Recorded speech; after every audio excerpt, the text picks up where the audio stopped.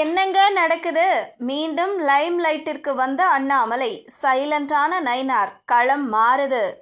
தமிழ்நாடு அரசியலில் பாஜக மூத்த தலைவர் அண்ணாமலை மீண்டும் கவனிக்கப்பட்டு வருகிறார். அண்ணாமலை தனது பேட்டிகள் மூலம் தலைவராக இருந்த சமயத்தில் கவனிக்கப்பட்டார்.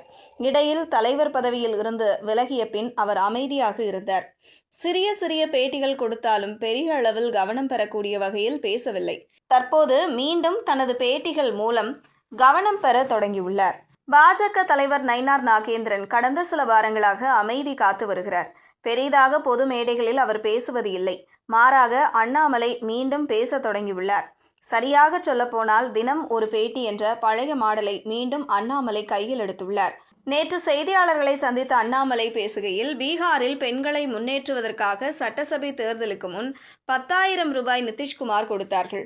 காங்கிரஸ் கட்சி தேர்தலில் வென்ற பின் 2 லட்சம் ரூபாய் கொடுப்போம் என்று அறிவித்தார்கள். இந்த இரண்டையும் பார்த்துவிட்டு மக்கள் முடிவு செய்துவிட்டார்கள்.